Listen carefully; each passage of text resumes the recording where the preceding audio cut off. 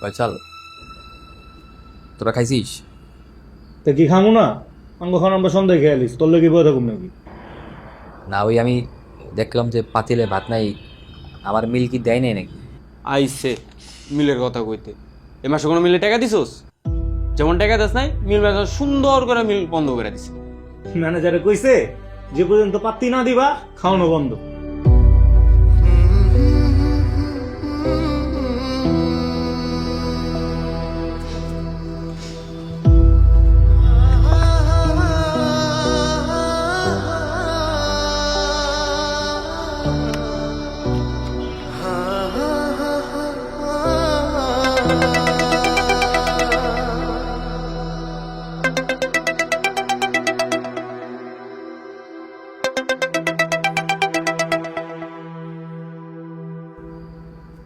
কি ব্যাপার, তোমার না আমাকে খাওয়া দাওয়া শেষ করে ফোন দেওয়ার কথা?